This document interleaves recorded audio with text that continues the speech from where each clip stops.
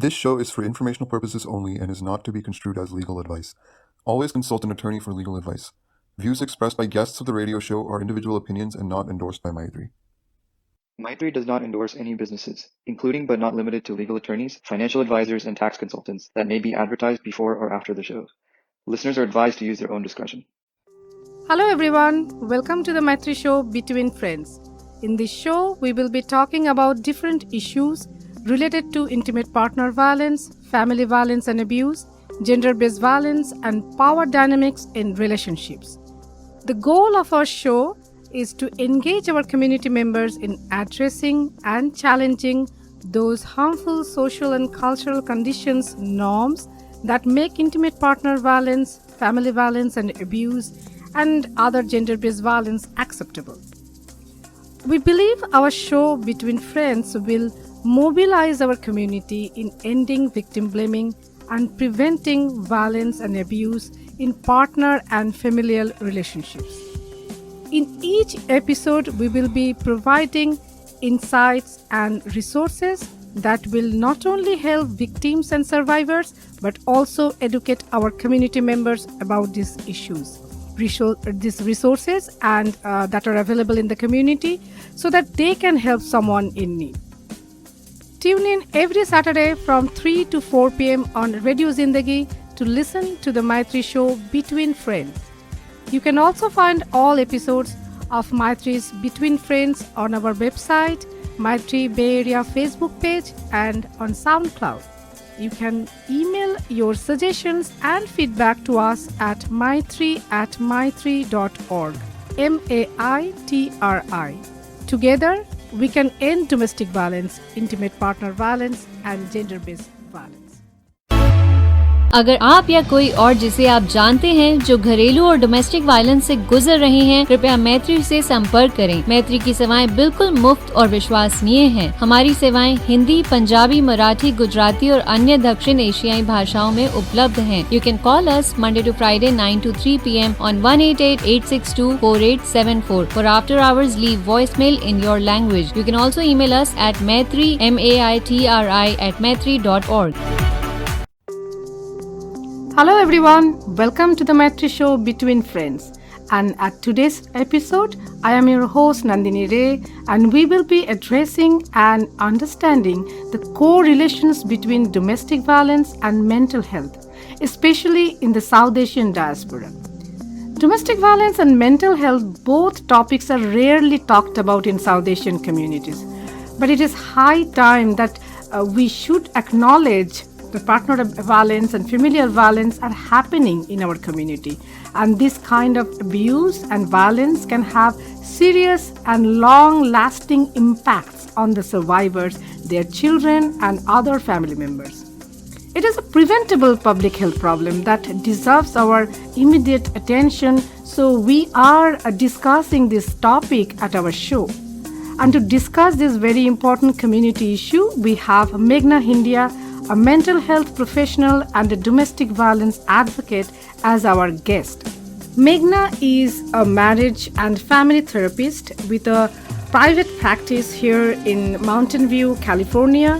She is also a Maitri board member and has been volunteering at Maitri for more than 20 years. Welcome, Meghna. I'm so happy to have you.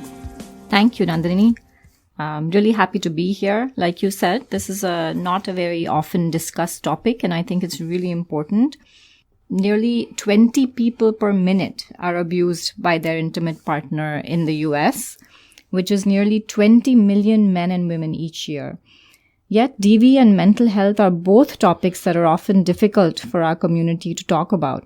So I'm really glad to be here and share whatever information I can. Wonderful, Meghna. Wonderful. And I think really this is a great topic we are discussing today, because this is, as you know, as an advocate, you know that this is a taboo topic. And I believe our discussion will help many people out there to reflect on their own situation, or with this information, they might help someone they know. So let's talk about a very important yet very much neglected issue, and that is the correlation between mental health and domestic violence or partner abuse. As you said, in our community, mental health is a taboo topic. No one wants to talk about it. No one wants to acknowledge it.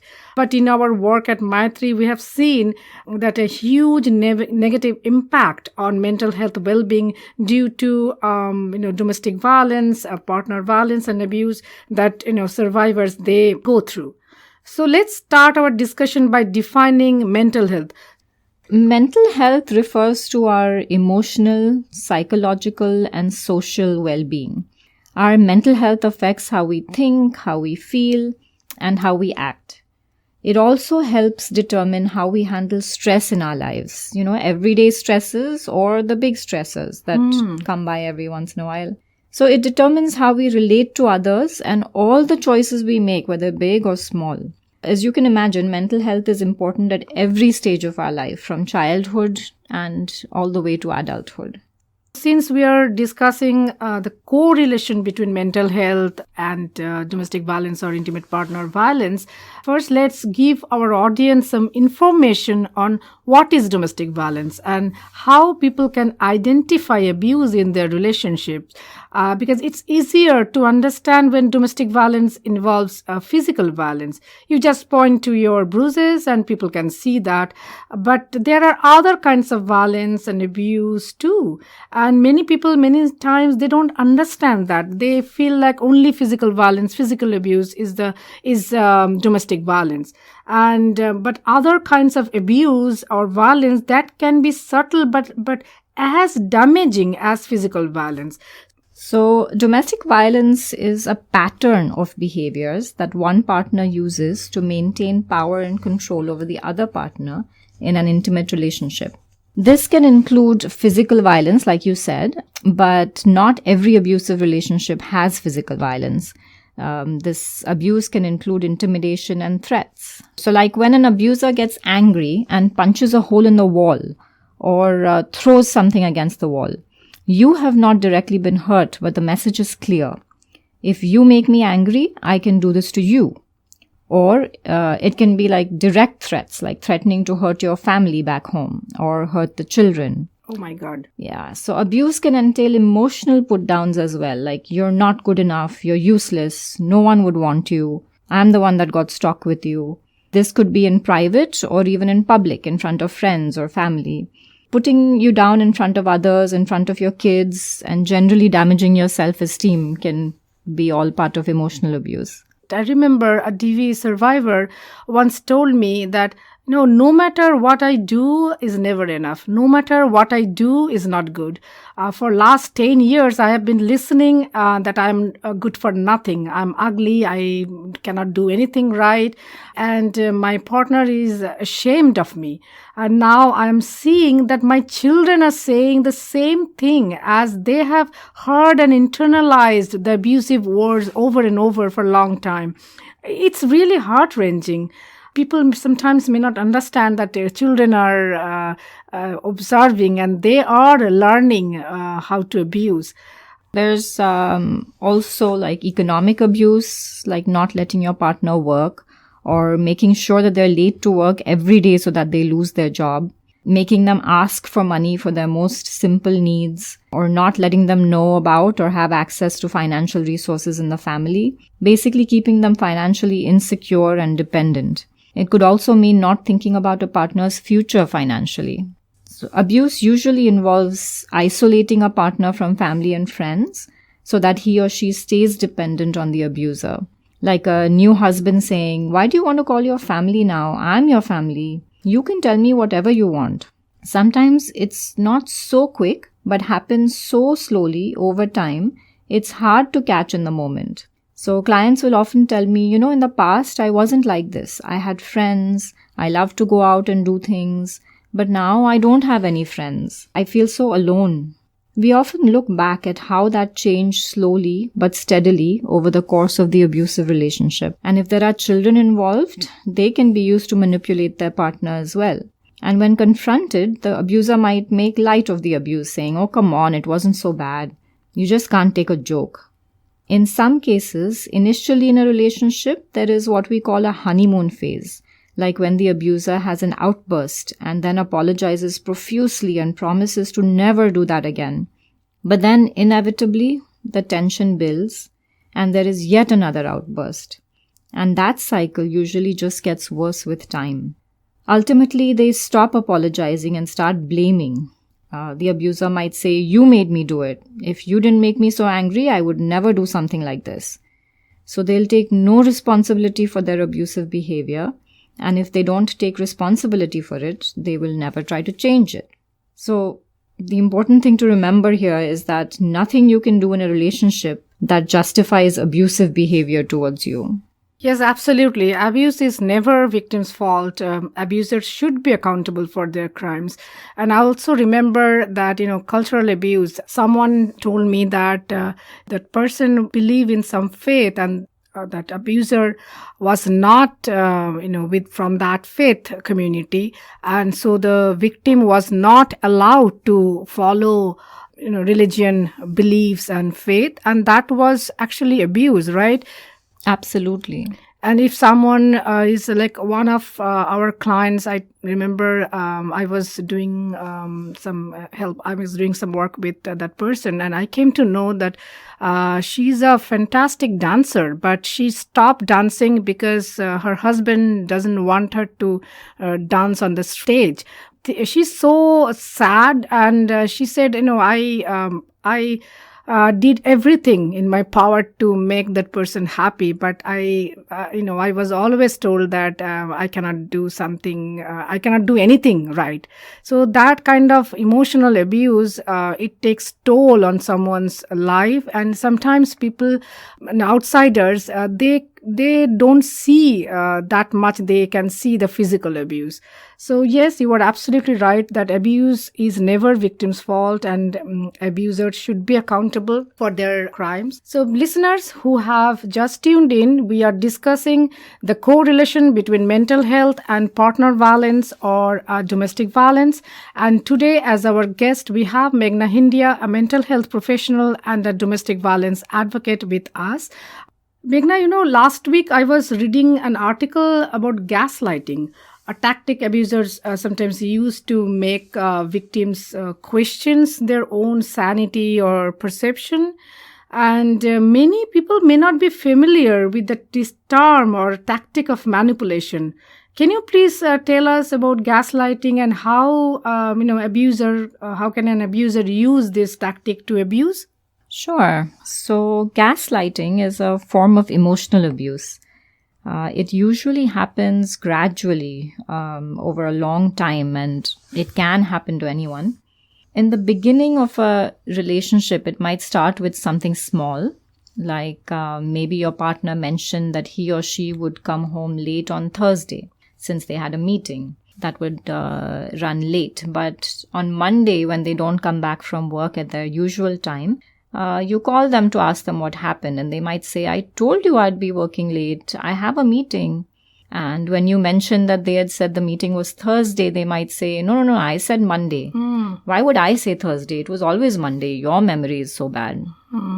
So it starts with small things, or like another time he or she might have mentioned that they like when you make tomato soup for dinner. And so you make it for dinner often. And one day they get angry. And they say, "Could you stop making this soup all the time? I don't like it at all." And when you remind them that they said last time that they liked it, they might say, "No, I didn't. I don't even like tomatoes. Ask my mom. She'll tell you. Why would I ask you to make something I don't even like? Sometimes I think you're crazy and you make things up in your head." So just constantly that's a gaslighting pattern to always make somebody think that they're wrong, even though something that they really said or did or saw, you sort of make them think that was, they can't trust their own senses. And so clients are often left wondering, whether they made the mistake or, did somebody mistake what they said? Even though he or she said it and, they clearly heard it, they start questioning what they heard and what they understood. So another tactic they like to use is that they might react to the same kind of situation differently each time so as to confuse their partner and to keep them a little bit off kilter. So, the partner never knows how they're going to react to the same situation the next day. So in general, we all like predictability. And it's very hard to live with this kind of instability. It makes you feel like you can never do anything right, no matter how hard you try, like you were saying, when somebody does that. So gaslighters usually try to convince you that others don't like you as well. He or she might insist a good friend of yours just pretends to like you, but really doesn't. So even though you feel like when you interact with that friend, she seems normal and friendly and everything's fine, you start wondering if she really doesn't like you or if she's lying. You start feeling unsure of yourself and your own judgment, your own relationships. So if this kind of things keeps happening over time, you stop trusting what you see and what you hear, and your self-esteem begins to drop. You start to second guess yourself all the time and feel bad about yourself. You find it hard to make any decisions about anything since you can't trust yourself anymore. And the more you feel that way, the more you'll turn to your abusive partner to interpret reality for you. And he or she can control how you feel and act and think. So, putting so much doubt in your head that you start questioning your own sanity, your own perception, your own memory. So that is so hard for someone. And generally gaslighting, as you said, that this tactic used by someone you trust, you love, like your partner. Yep. And if they're doing this trick to abuse you, and you may not see that is an abuse, you may start thinking that it's all my fault. I am doing something wrong. Right. And that can have huge effect on your mental health, on your physical health. It's a really sad thing, and this is such a uncommon. I should say, I don't know whether I should use this term. It's uncommon phenomenon. People may not know about gaslighting. And I was reading that article that where abusive partner is using technology to remotely, that person is opening a garage door, opening the thermostat, air conditioning, Right. and even the main gate of the house. And when the victim is talking about this thing that, today I saw the garage door was opening 3 times, 4 times, or the main door of our house was opening 3-4 times, something like that. And that abusive partner is saying that, are you kidding me? Are you mad? Are you seeing things? Right. That's why I keep telling you that you are mad, you are insane, you don't, you are not normal. Right. You shouldn't be near our kids. So that kind of abuse has enormous effect, damaging effect on someone. And we really need to discuss these things often and over to let our community members know that what tactics can be used as to abuse someone in intimate partner or domestic violence, that kind of situation, right, Meghna? Absolutely. And this kind of stuff happens so slowly over time. It's really hard to catch sometimes in the moment. So it's good if you sort of it's there in the back of your mind that these kind of things can happen as well. Yeah, so abusers we all know those who are working with domestic violence survivors and victims. We all know that abusers can be manipulative, and they can, show their good persona in front of everybody. Right. They can tell everybody, look, I'm such a nice person, and so don't believe what my partner is saying. Yes. That They can be very charming. Yeah. So those who have just tuned in, we are discussing the correlation between mental health and partner violence or domestic violence. And today, as our guest, we have Meghna Hindia, a mental health professional and domestic violence advocate. And keep listening the show. And if you have missed the show from the beginning, do not worry. You can find it on SoundCloud and podcast. So let's continue our discussion, Meghna. It's possible that this is a new information for many of our listeners, like gaslighting, economic abuse, emotional abuse. And thank you for sharing your insight on this issue. Yeah, sure. as a community member, we need to be aware that domestic violence is happening in the South Asian communities, like it is also happening in other communities. Many times we see that there is a misconception in our community that, oh, we are model minority and domestic violence, child abuse, neglect, violence against women, rape, this kind of crime is not happening in our community. We are all very educated, successful, and we are nice people. But that's a myth. No culture supports domestic violence, child abuse, or violence against women, but they are prevalent in all cultures and all communities. And it is also, we must acknowledge that it is also happening in South Asian communities.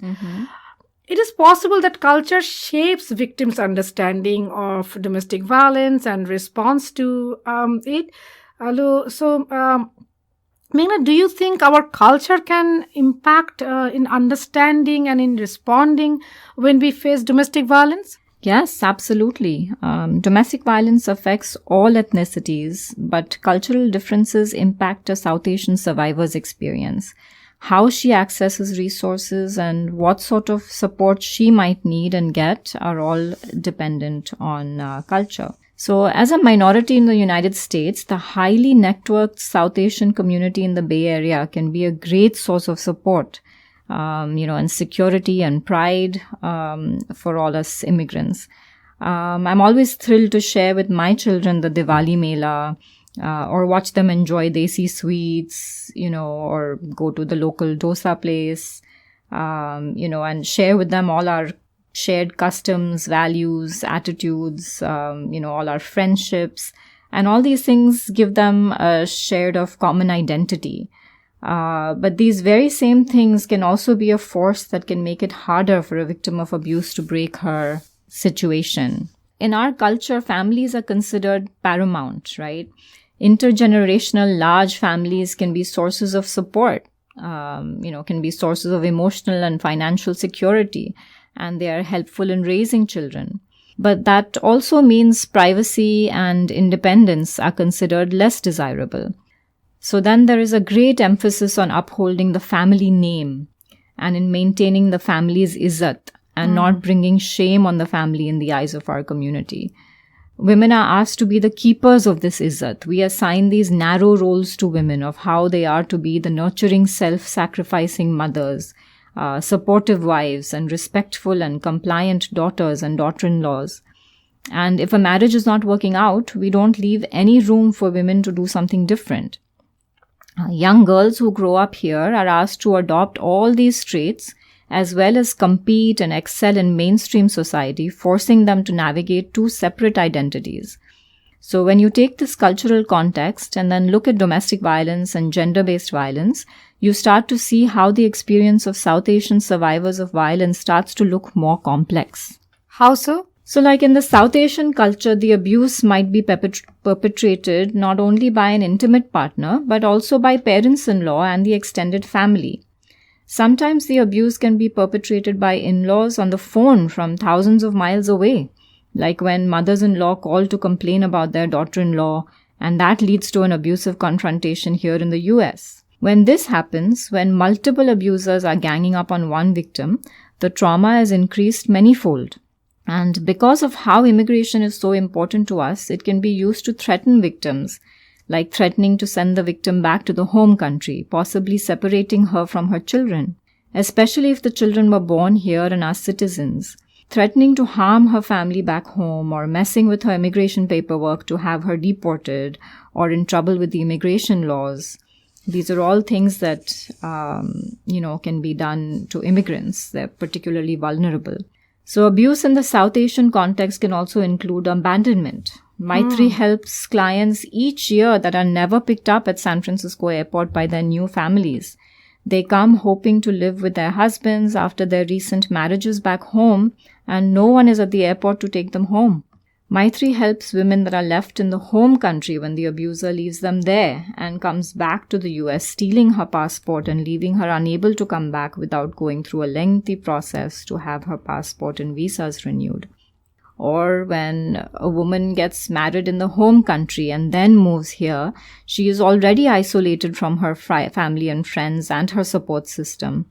So she may or may not have a visa that lets her work legally in the US. And this creates an unequal power dynamic from the beginning of the marriage. This is exploited by the abuser, and controlling her access to the phone and who she might talk to around her serves to severely restrict her support system. She will not have knowledge of her rights or the resources that might be available to her here. She may not be fluent in English, and she will not know any of the systems and processes here in the US, making her very dependent on the abuser. Yeah, you're absolutely right that sometimes many community members, they may not know that transnational abandonment is a huge issue in our community.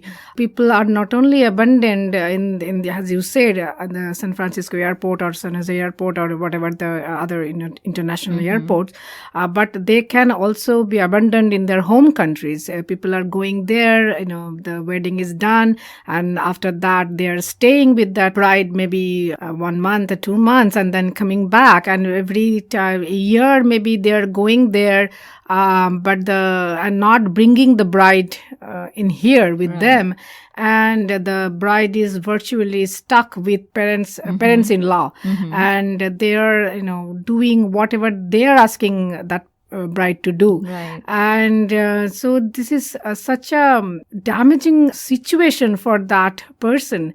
And it is also possible that after 2-3 years, now she has some, one child or children, and that is another burden. Not coming here and staying there as a servant, someone's servant, and on top of it now has children, and they don't know what to do. And that's a lot of layers of abuse, right? And as you said, that extended family members, abuse by extended family members, whether it is long distance, that, mother-in-law or sister-in-law or father-in-law, calling from home countries, from their home countries, and telling the person that, hey, why are you helping your wife in household chores? In our culture, you don't have to. You are a man. You cannot help in household chores, or you are a man. You cannot change diaper. You punish your wife. She is not a good wife. So that kind of abuse is happening through long distance phone calls, or also happening here that many extended family members, they are staying under the same roof, and they can take part directly or indirectly in that abuse. For example, if in-laws are seeing abuse but doing nothing, so that is also, adding something in that abuse, right? Being complicit. Yeah. And so it's such a heartbreaking situation. Yeah, but it's also good to remember that it's not always the in-laws. Gender-based abuse might come from your own family. Absolutely. The South Asian community, we tend to control the way girls and women in the family dress, what they study, the careers they choose. There can be restrictions on who women hang out with, and forcing women to marry someone they don't want to, or stopping women from marrying someone that the family doesn't approve of. So you see how the effects of the abusive behavior on the survivor can be compounded by the attitudes and behavior of others in the community and the extended family. And this can lead women to stay trapped in abusive situations longer. Yes, you are absolutely right that gender-based abuse, gender-based violence, that has strong relation with partner violence and partner abuse. Do you remember the rape that's happened 2 months back in South India? And the doctor, she was coming from her work, and she was raped by 3 or 4 men. It's a gang rape, incident of gang rape. And that gang rape, when people were talking about it, one person was interviewing various men in India, and many of them were saying that, oh, she shouldn't be out there in the night, or did she do something to provoke that abuse? So that kind of victim blaming, that kind of incident, we still see. We are still seeing in this age, and that is shameful. That we are not putting enough focus on why did they rape, but putting emphasis on was she wearing right dress, was she what was she doing in the night at this hour on the street. So that is really we need to think deeply about this issue, and we need to talk with each other at our social setting, at our in our house, everywhere, so that we can do something to change the cultural harmful social and cultural norms that is instigating, that is creating violence against women, gender-based violence, domestic violence. So this is such a critical and necessary conversation, I would say, for us to have. For those listeners who have just tuned in, you are listening a conversation with Meghna Hindia on domestic violence and mental health in South Asian community. We are taking a short break now. Please stay with us. We will be right back. अगर आप या कोई और जिसे आप जानते हैं जो घरेलू और डोमेस्टिक वायलेंस से गुजर रहे हैं, कृपया मैत्री से संपर्क करें। मैत्री की सेवाएं बिल्कुल मुफ्त और विश्वसनीय हैं। हमारी सेवाएं हिंदी, पंजाबी, मराठी, गुजराती और अन्य दक्षिण एशियाई भाषाओं में उपलब्ध हैं। You can call us Monday to Friday 9 to 3 p.m. on 188-862-4874. For after hours, leave voicemail in your language. You can also email us at maitri, maitri@maitri.org. Meghna, let's continue our conversation. Let me ask you a very important question, and that is, how does intimate partner violence or gender-based violence, or as a matter of fact, domestic violence, affect mental health? So, being subjected to this kind of abuse from someone in your own home, day in and day out, controlling your behavior, berating you on your self-esteem, obviously affects your mental health. Anxiety, depression, and post-traumatic stress disorder and substance abuse are some of the mental health issues South Asian survivors face as a result of domestic violence. I'll share a little more about anxiety, depression, and post-traumatic stress disorder since they are the most common. Survivors of domestic violence deal a lot with anxiety. This anxiety is caused by fear in response to the real danger, threats, harassment, and violence that's, ongoing at home. Fear triggered during flashbacks and intrusive memories of the violence that they've been through. They're just going about their daily business, and then suddenly something triggers them and they remember, the last time they were beat, or, what happened last time. So any violent incident, right? Exactly. Okay. And it just sort of comes onto you suddenly, all the memories. So those are flashbacks. And then symptoms of arousal or hypervigilance they might have, constantly watching out for more abuse, like, what's going to happen next. Anxiety about the future, including worrying about whether, more abuse is going to happen, or worrying about leaving the abusive situation and how will they manage alone. So there's always sort of worry and anxiety. And then, of course, the fear of the wider community. What people might think or say, what family and friends might say, what sort of support they might get if they decide to leave. That's a big thing in our community, I think, right? What people will say, log kya kahenge. Right, exactly. So definitely, the South Asian survivors sort of experience being South Asian includes a big part of that. Domestic violence can also cause low mood or depression. Sadness is a natural reaction to what is happening. The psychological abuse, criticism, and insults end up damaging self-esteem.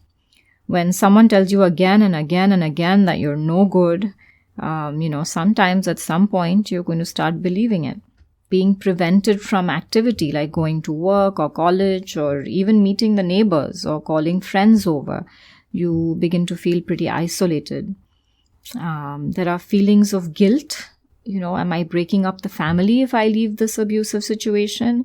Am I bringing shame on the family? Those kind of thoughts, naturally bring you down. So there's, definitely can definitely lead to depression over time. And then there's PTSD, or post-traumatic stress disorder. And PTSD can include memories and flashbacks of the abuse, like we talked about. Sometimes you remember specific events and they feel so real, and you relive them all over again when you're triggered. That's so traumatic, right?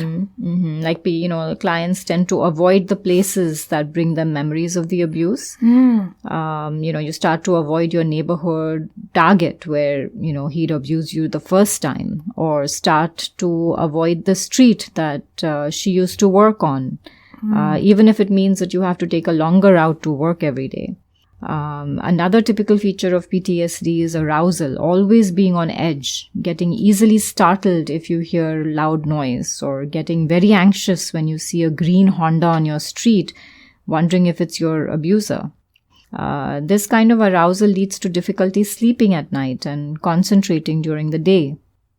And I want to highlight that while mental health problems affect all survivors of violence and abuse, in particular, suicide, attempted suicide, and self-harm affect a disproportionate number of South Asian women. Women feel trapped in abusive homes, pressured to uphold the family name, to be the perfect daughter, the perfect wife, daughter-in-law, and they're terrified of the judgment from the community. And they might lose hope that the abuse will stop, and don't feel like they have options outside of marriage. So this is enormous burden on someone's mental health and on their heart. I can feel, when you were talking about this thing, I was just imagining someone is going through this kind of tremendous burden on their mental health, and it can be so damaging on them. Meghna, that sounds really sad, and I hope this information will be helpful for those who are listening to our show today. And with this information, they can save someone's life. So let's continue our discussion on why do you think that South Asian they shy away from accessing mental health resources? Some reasons South Asian clients choose not to access mental health resources right away could be that the fear of not being understood.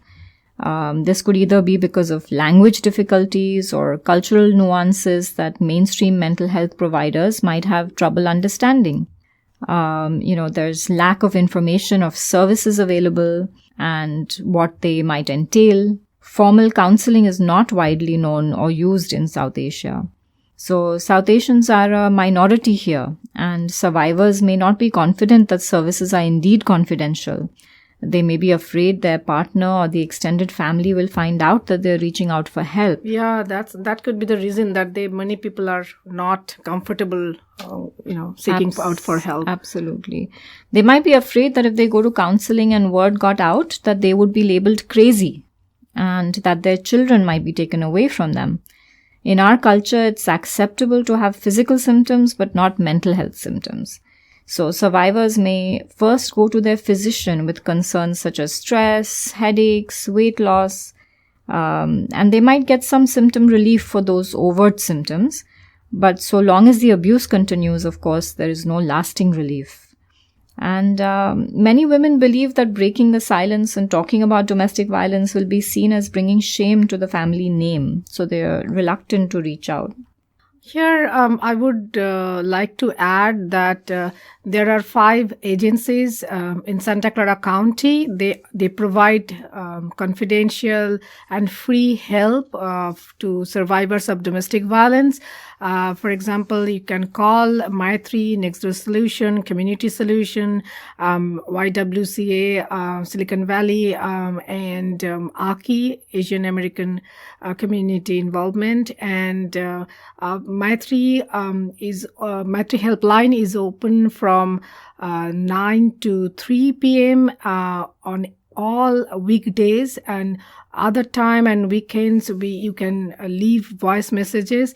And please reach out for help if you are suffering domestic violence or mental health illness, and it is not your fault, and you have every right to get help. So Meghna, tell us, what can community members do to help? Any tips for our listeners? So if you notice something or suspect something, reach out to her privately. Tell her that you noticed things might not all be all right with her, and if she or he need to talk, you're available. And make sure that, this person is alone and no one else is listening. And if she reaches out to you, first and foremost, respect her confidentiality. This is really important. He or she, whoever exactly. is. Yeah. Exactly. Facing. And respect their confidentiality. This is really important. It's important for them to trust you and for their safety. And next, believe and validate their experiences. Believe, their experiences, acknowledge their feelings. The good news is that South Asian survivors usually turn to family and friends for help. But many times, South Asian women who turn to extended family for help are told to just adjust or, compromise and somehow make the marriage work. So be supportive and let her know that often, there are other women who experience domestic violence too, and that they're not alone and that you're there to help, should they need it. Acknowledge the injustice, let her know that the abuse is not her fault. No one deserves to be abused. Even though South Asian women understand that what's happening to them is not right, they often think that it is their individual problem, that this is their private family problem. They may not know it is actually a wider social problem and that there are policies, laws, and resources to help. Also, South Asian women tend to see their mental health concerns as a natural outcome of what's happening at home, but they don't necessarily see it as something that they can actually seek help for. And safety planning is also important, right? Mm-hmm. So if someone is going through abuse, then... No, absolutely. So, help her safety plan. Does she have any place to go if she needs to leave right away? What are the safest rooms in the house, and which ones should she avoid if a confrontation happens? We have some safety planning resources on our website at www.maitri.org under Staying Safe. So, those are the kind of things you can do to help. You can look up and let her know of local resources in the community, kind of like the ones that you just mentioned. So you can do all that, but just remember that the biggest thing is to respect his or her autonomy. They are the ones that know what's going on in their lives. Yeah. And they can be the best judge of how and when they access any of those resources. Yeah, that is, I think, most important. Be there, talk to them, let them know that you are there to support, but at the same time, respect their wishes, respect their decision. So other things I think community members can do is that if they have business, they can offer to display brochures from different domestic violence agencies. And at Maitri, we have our brochures in English, Hindi, Urdu, and Nepali. If you need our brochure, please contact us, maitri@maitri.org or outreach@maitri.org. Those who are facing abuse must know that free and confidential help is available in the community, and it is okay. It is actually important to seek help and break the cycle of abuse. If anyone can volunteer their time and resources to South Asian DV organizations or any local DV organizations, you should reach out. You should contact those organizations. What else, Meghna? There is also other things you can do as members, of a community. If you know someone who is recently divorced or separated, don't feel awkward, make it a point to include them in social gatherings. Let them know that you're not uncomfortable with them being single. Yes, you are so right, Meghna. Someone told me that after she got divorced, and her friends started avoiding her, and even her own siblings are kind of blaming her for bringing shame to the family. So it's so sad. We are in 2020, and some people still believe in this kind of ignoring someone because that person is not in any marital relationship or broke into any relationship. That is so sad to see. Sometimes I think people just feel awkward and don't know sort of, how to bridge that gap or how to sort of talk to someone. So they just avoid them, when they get divorced, they're just kind of, I just don't want to even invite them or get into it. So definitely, if you know somebody, you should definitely make it a point to include them in social gatherings. It'll, go a long way towards their mental health and your support of them. And don't get engage in any kind of gossip, absolutely, right? Absolutely. That's, that goes without saying that definitely don't try and figure out, what had happened and whose fault it is and that kind of thing. If you've ever accessed mental health resources, share that information with others, make it socially acceptable to talk about mental health, just like it is socially acceptable to talk about our physical health. And if you're a medical provider who sees South Asian patients, take the time to probe a little, build a rapport with the patient, and help him or her make the connection between the domestic violence they're dealing with at home and their symptoms. You may be providing some really timely help to someone who may not have access to other resources. So that's a really important tip. And I know a lot of South Asians are sort of doctors and in the medical field. Yeah, we actually provide, Maitri provides cultural responsive trainings for mainstream service providers, police officers, local medical professionals, to help them understand that the cultural challenges, nuances South Asian victims may go through. So Meghna, any last words or any resources that you want to share with our listeners today? Yeah, absolutely. So there's the National DV hotline. The number is 1-800-799-7233 for any help with domestic violence. And then there's NAMI, or the National Alliance on Mental Illness. You can find them online. They have support or resources for different mental health concerns. The website www.psychologytoday.com has a therapist finder for all over the United States. You can put in your zip code and look up therapists in your area. You can find specialists or someone who takes your insurance. There are different ways to look up, so that's a good website. And in terms of last words, I just want to say, raise your boys and girls to be upstanders instead of bystanders, to stand up for what's right and to never accept that girls or women get the short end of the stick. Wonderful, Meghna. Those who are listening today, please find the list of South Asian domestic violence agencies that are listed on the Maitri website under Get Help section. Information can save someone's life. So please inform yourselves about the resources so that you can help someone to break the cycle of abuse. Thank you, Meghna, for coming here and sharing such valuable information and resources.